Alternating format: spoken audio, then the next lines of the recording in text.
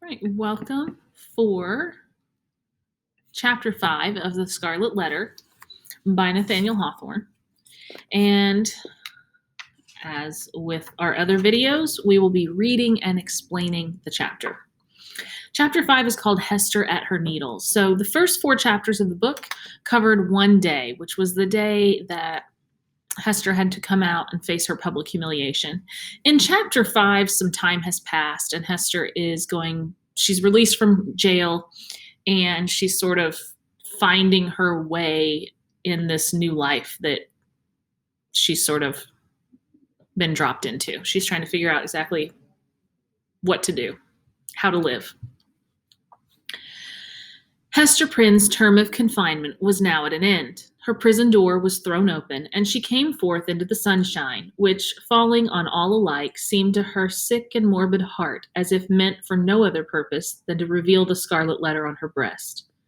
Perhaps there was a more real torture in her first unattended footsteps from the threshold of the prison than even in the procession and spectacle that have been described, where she was made the common infamy at which all mankind was summoned to point its finger.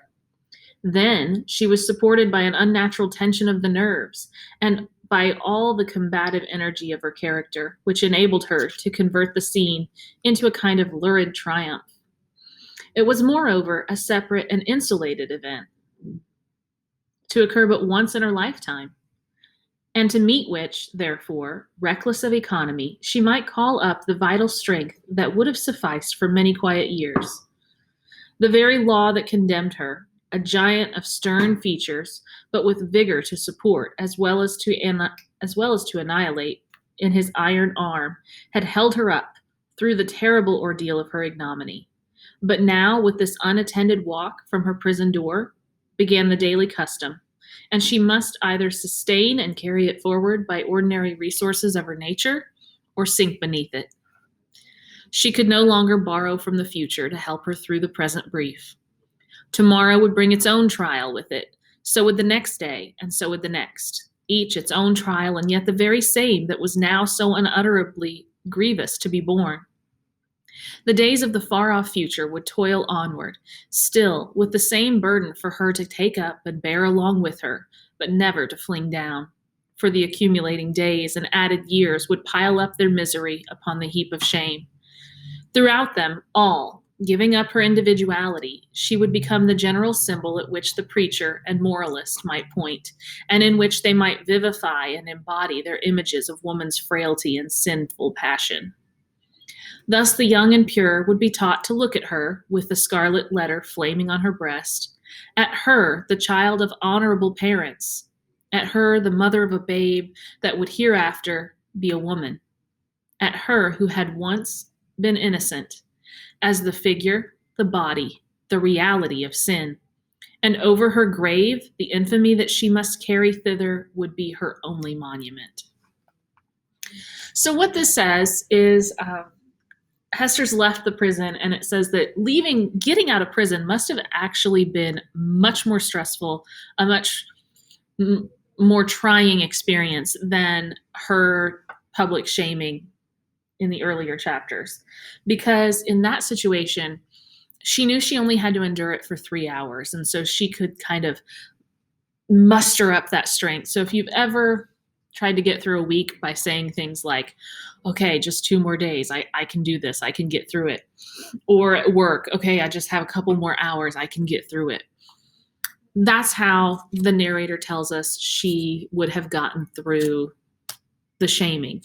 Now, however, this is going to be her reality every single day for the rest of her life. She is going to walk around with this shame, and people are going to look at her and kind of use her as an example of this woman who committed this terrible sin. So everywhere she goes, it's like everyone's going to be looking at her and talking about her. And the narrator just says, it's going to be exhausting. It may seem marvelous that with the world before her, kept by no restrictive clause of her condemnation within the limits of the Puritan settlement, so remote and so obscure, free to return to her birthplace or to any other European land, and there hide her character and identity, under a new exterior, as completely as if emerging into another state of being. And having also the passes of the dark, inscrutable forest open to her, where the wilderness of her nature might assimilate itself with a people whose customs and life were alien from the law that had condemned her. It may seem marvelous that this woman should still call that place her home, where, and where only, she must needs be the type of shame. So our narrator says, you might find it strange that Hester, who could have left, she could have just left and started a new life and taken off the Scarlet Letter and just pretended something else was her story. But she stays.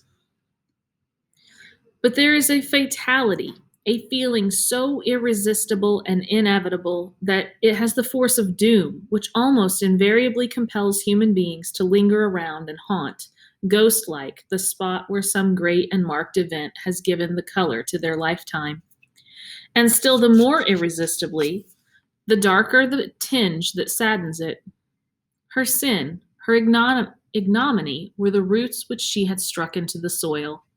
It was as if a new birth, with stronger assimilations than the first, had converted the forest land, still so uncongenial to every other pilgrim and wanderer, into Hester Prynne's wild and dreary but lifelong home.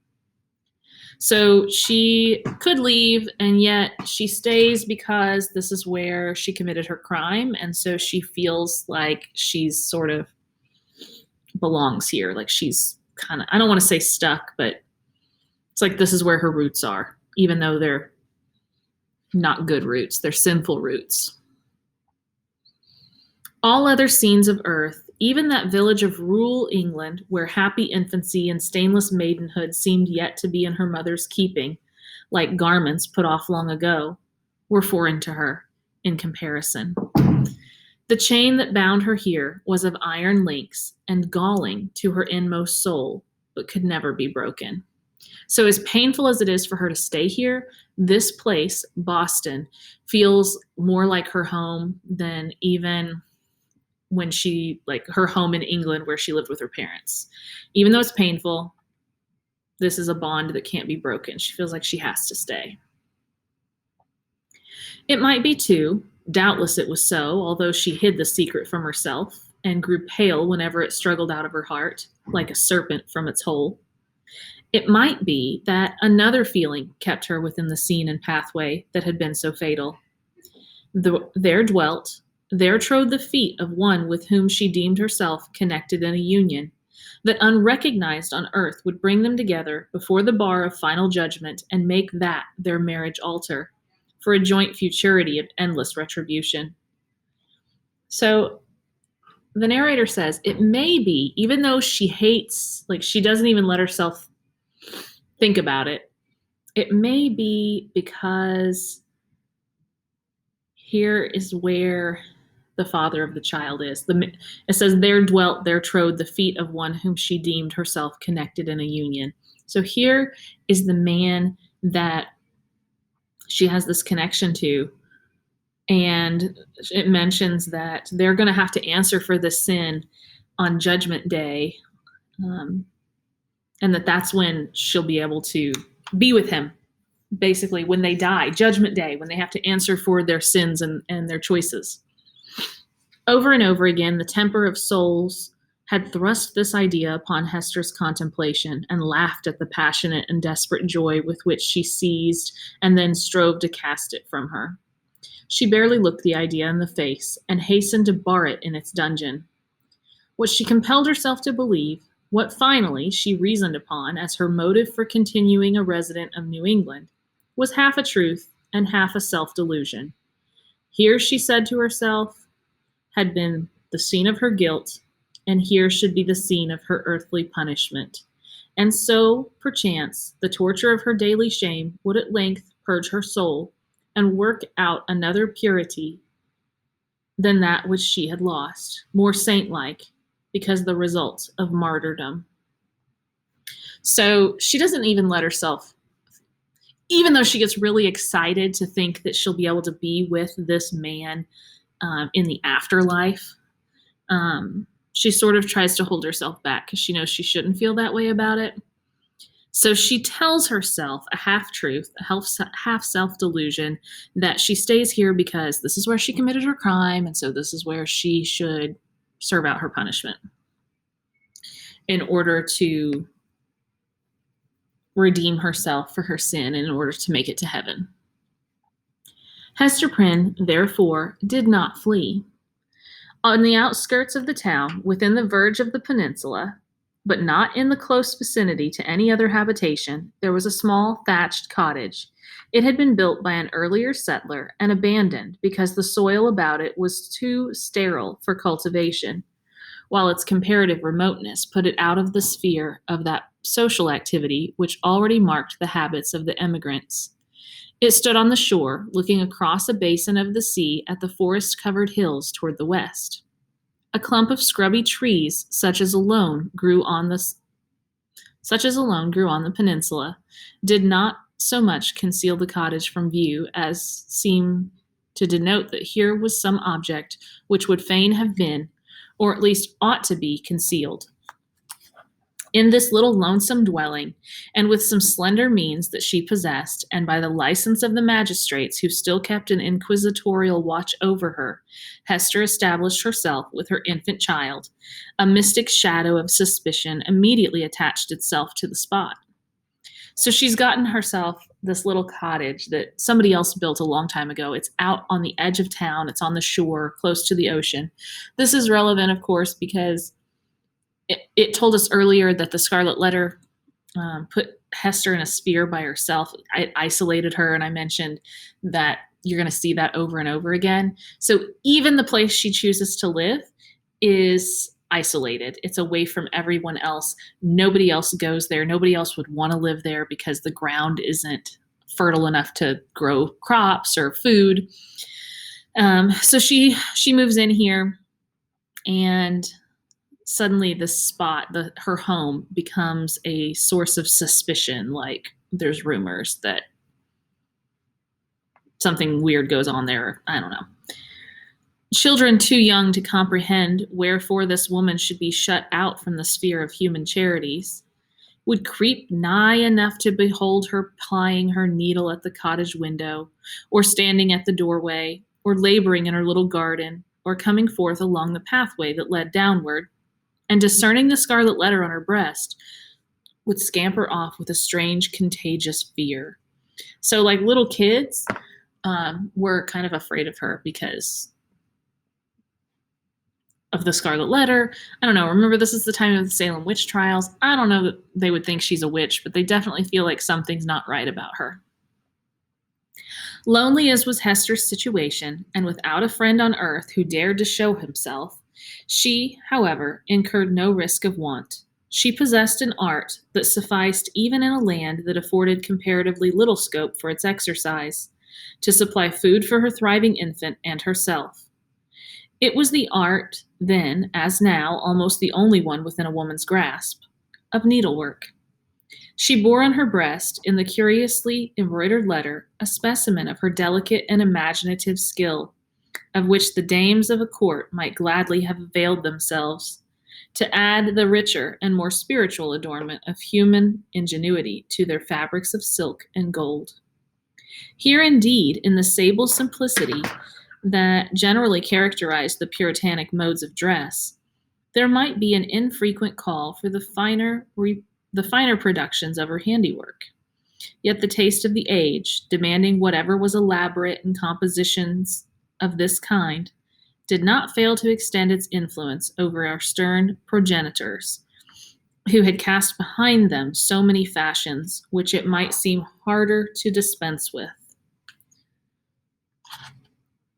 Public ceremonies, such as ordinations, the installation of magistrates, and all that could give majesty to the forms in which a new government manifested itself to the people, were, as a matter of policy, marked by a stately and well-conducted ceremonial, and a somber but yet a studied magnificence. Okay, so just to make sure you understand what's going on, it says that Hester, in order to make a living and support herself and her child, she does needlework. She sews and she embroiders for people.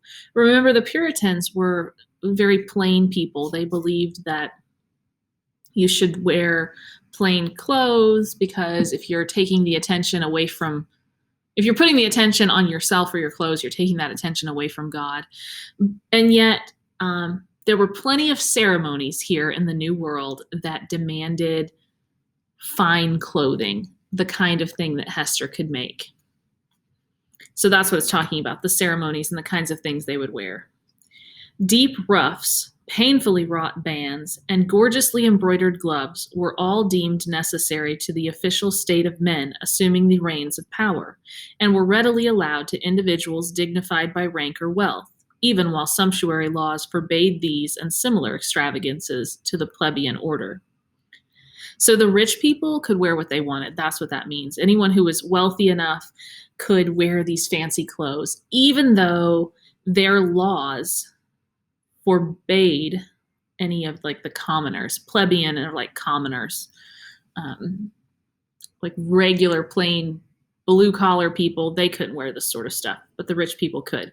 Remember that Hawthorne is trying to tell us that the Puritans were very hypocritical.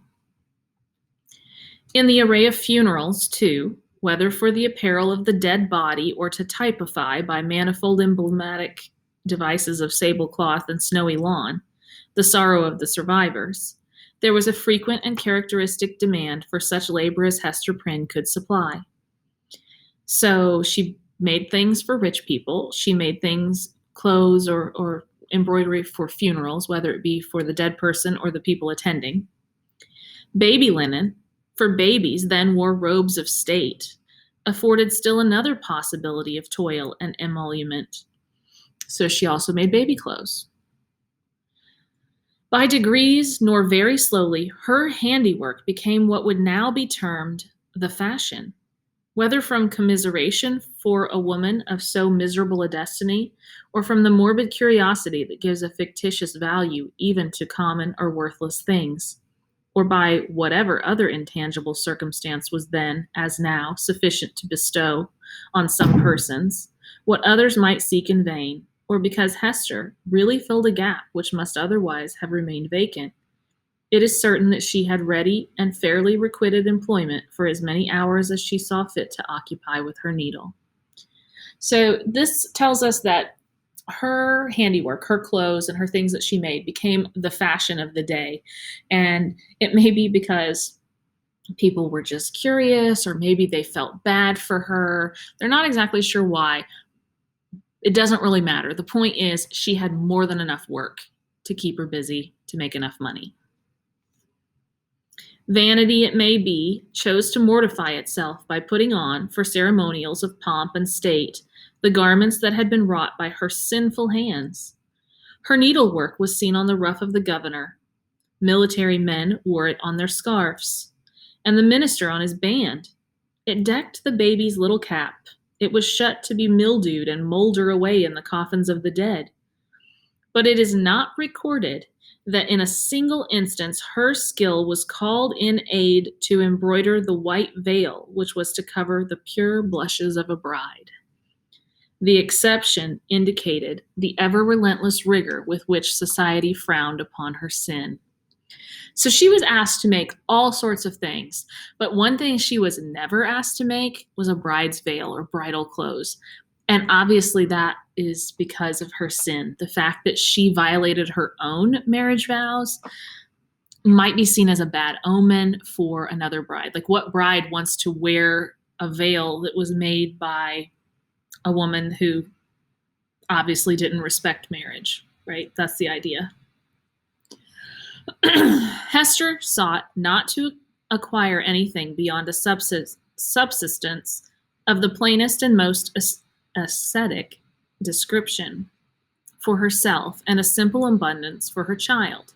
Her own dress was of the coarsest materials and the most somber hue, with only that one ornament, the Scarlet Letter, which it was her doom to wear.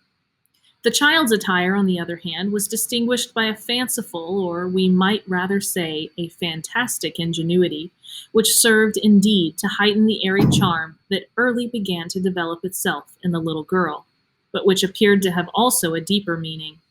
So Hester only wanted to make enough money to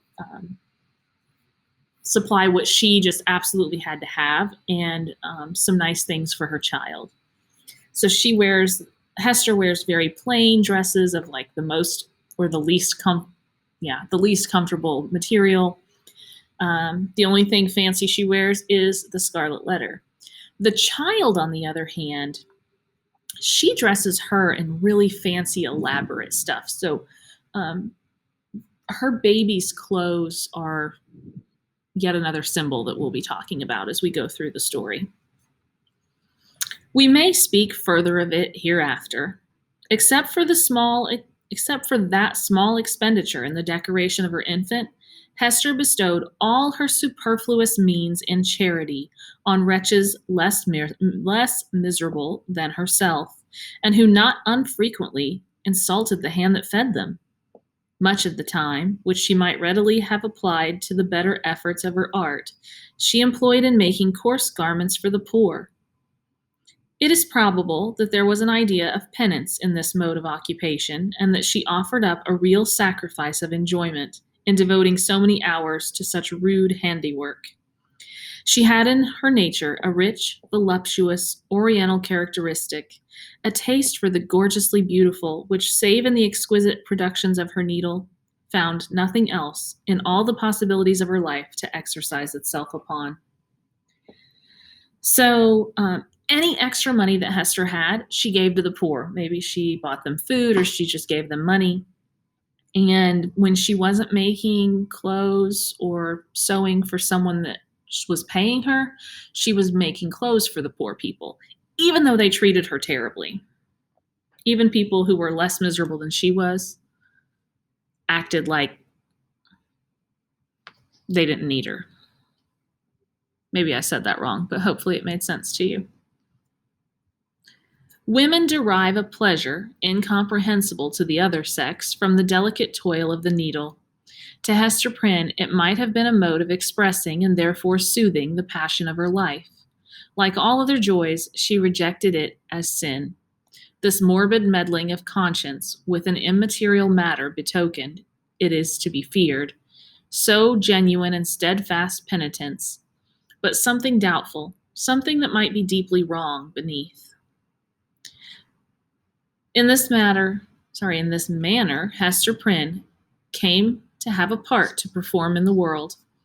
With her native energy of character and rare capacity, it could not entirely cast her off, although it had set a mark upon her, more intolerable to a woman's heart than that which branded the brow of Cain. In all her intercourse with society, however, there was nothing that made her feel as if she belonged to it. So even though she had this part to play in the world, she still didn't really feel like she was part of the Puritan world. Like she's just there. She's still an outsider.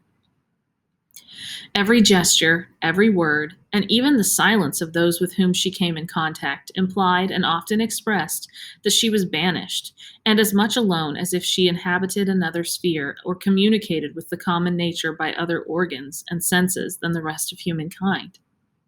She stood apart from moral interests, yet close beside them, like a ghost that revisits the familiar fireside and can no longer make itself seen or felt, no more smile with the household joy, nor mourn with the kindred sorrow, or, should it succeed in manifesting its forbidden sympathy, awakening only terror and horrible repugnance.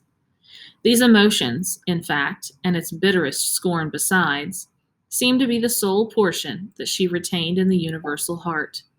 It was not an age of delicacy, and her position, although she understood it well, and was in little danger of forgetting it, was often brought before her vivid self-perception, like a new anguish, by the rudest touch upon the tenderest spot. The poor, as we have already said, whom she sought out to be the objects of her bounty, often reviled the hand that was stretched forth to succor them. Dames of elevated rank, likewise, whose doors she entered in the way of her occupation, were accustomed to distill drops of bitterness into her heart. Sometimes, through the alchemy of quiet malice, by which women can concoct a subtle poison for ordinary trifles, and sometimes also by a coarser expression that fell upon the sufferer's defenseless breast like a rough blow upon an ulcerated wound. Hester had schooled herself long and well. She never responded to these attacks, save by a flush of crimson that rose irrepressibly over her pale cheek, and again subsided into the depths of her bosom. She was patient, a martyr indeed, but she forbore to pray for her enemies, lest, in spite of her forgiving aspirations, the words of the blessing should stubbornly twist themselves into a curse. So that was a really long paragraph, but Hester, again, she feels like an outsider no matter what she does. And whether on purpose or by accident, she's constantly reminded that she doesn't belong, whether people are very outright mean and rude to her and say things to her about her sin, or whether, which the narrator says is the case with women, it's kind of like a backhanded compliment. They would make sure that they reminded her on a regular basis that she wasn't really one of them, that she didn't belong, that she had committed this sin. She never says anything. She never responds. She just takes it. A martyr is someone who dies for their cause, or in this case, like she is miserable. She is living a miserable life in an attempt to repent for her sin. Continually, and in 1,000 other ways, did she feel the innumerable throbs of anguish that had been so cunningly contrived for her by the undying, the ever-active sentence of the Puritan tribunal. Clergymen paused in the street to address words of exhortation that brought a crowd, with its mingled grin and frown, around the poor, sinful woman. If she entered a church trusting to share the Sabbath smile of the Universal Father, it was often her mishap to find herself the text of the discourse. She grew to have a dread of children, for they had imbibed from their parents a vague idea of something horrible in this dreary woman, gliding silently through the town with never any companion but only one child. Therefore, first allowing her to pass, they pursued her at a distance with shrill cries and the utterance of a word that had no distinct purport to their own minds, but was nonetheless terrible to her, as proceeding from lips that babbled it unconsciously. It seemed to argue so wide a diffusion of her shame that all nature knew of it. It could have caused her no deeper pang had the leaves of the trees whispered the dark story among themselves, had the summer breeze murmured about it, had the wintry blast shrieked it out loud. Another peculiar torture was felt in the gaze of a new eye, when strangers looked curiously at the Scarlet Letter, and none ever failed to do so. They branded it afresh into Hester's soul, so that oftentimes she could scarcely refrain, yet always did refrain, from covering the symbol with her hand. But then again, an accustomed eye had likewise its own anguish to inflict. Its cool stare of familiarity was intolerable. From first to last, in short, Hester Prynne had always this dreadful agony in feeling a human eye upon the token. The spot never grew callous. It seemed, on the contrary, to grow more sensitive with daily torture. So, her daily life is miserable because it doesn't really matter where she goes. Again, she's constantly reminded. If she is out in the marketplace and a minister sees her, they would stop her to question her about her sin or tell other people about her sin. If she goes to church on Sunday, they'll end up preaching about her. Little kids will let her go by, but then they follow along after her and like yell things at her. They taunt her because they've learned from their parents there's something wrong with this woman, even though they don't really understand what it is. If there's somebody new in town that doesn't know about the Scarlet Letter, they stare, and that bothers her. But even if it's not someone new, she says the familiar glance is still just as painful. It never gets easier. If anything, it gets harder, day after day. But sometimes, once in many days, or perchance in many months, she felt an eye, a human eye upon the ignominious brand that seemed to give a momentary relief, as if half of her agony were shared. The next instant, back it all rushed again, with still a deeper throb of pain, for in that brief interval she had sinned anew. Had Hester sinned alone? Her imagination was somewhat affected, and had she been of a softer moral and intellectual fiber, would have been still more so by the strange and solitary anguish of her life. Walking to and fro with those lonely footsteps in the little world with which she was outwardly connected, it now and then appeared to Hester, if altogether fancy it was nevertheless too potent to be resisted, she felt, or fancied then, that the Scarlet Letter had endowed her with a new sense. She shuddered to believe, yet could not help believing, that it gave her a sympathetic knowledge of the hidden sin in other hearts. She was terror-stricken by the new revelations that were thus made. What were they? Could they be other than the insidious whispers of the bad angel, who would fain have persuaded the struggling woman, as yet only half his victim, that the outward guise of purity was but a lie, and that if truth were everywhere to be shown, a scarlet letter would blaze forth on many a bosom besides Hester Prynne's? Okay, so what's going on now is that every once in a while somebody looks at the letter and she feels a different kind of way.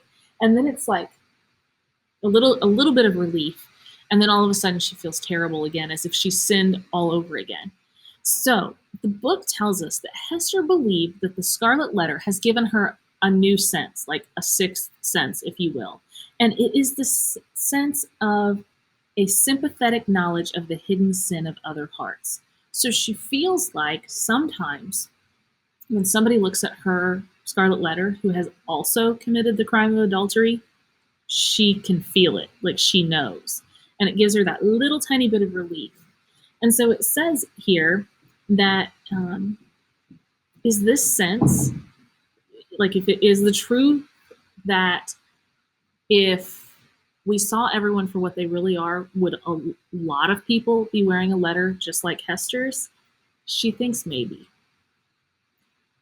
Or must she receive those intimations, so obscure yet so distinct, as truth?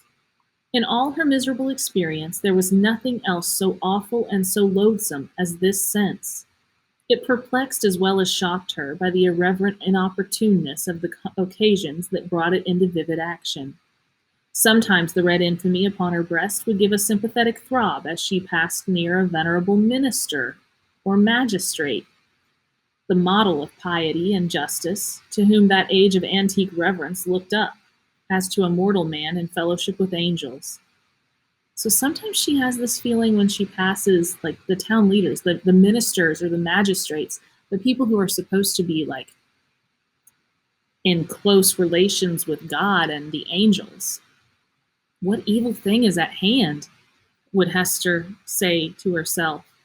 Lifting her reluctant eyes, there would be nothing human within the scope of view save the form of this earthly saint. Again, a mystic sisterhood would contumaciously assert itself, as she met the sanctified frown of some matron who, according to the rumor of all tongues, had kept cold snow within her bosom throughout life. So sometimes she felt this way if she's passed another woman. That unsunned snow in the matron's bosom and the burning shame on Hester Prynne's, what had the two in common? Or, once more, the electric thrill would give her warning. Behold, Hester, here is a companion. And looking up, she would detect the eyes of a young maiden glancing at the Scarlet Letter shyly and aside, and quickly averted with a faint, chill crimson in her cheeks, as if her purity were somewhat sullied by that momentary glance. O fiend, whose talisman was that fatal symbol, wouldst thou leave nothing, whether in youth or age, for this poor sinner to revere? Such loss of faith is ever one of the saddest results of sin. So she feels like with this sixth sense that she's inherited, it's like everyone that she thought was truly good, if they were being really honest, she feels like they're sinners too. And so she feels like there's no one left to revere, which means like respect highly. Be it accepted as a proof that all was not corrupt in this poor victim of her own frailty and man's hard law, that Hester Prynne yet struggled to believe that no fellow mortal was guilty like herself. The vulgar, who in those dreary old times were always contributing a grotesque horror to what interested their imaginations, had a story about the Scarlet Letter, which we might readily work up into a terrific legend. They averred that the symbol was not mere scarlet cloth, tinged in an earthly dye pot, but was red hot with infernal fire, and could be seen glowing all alight whenever Hester Prynne walked abroad in the night time.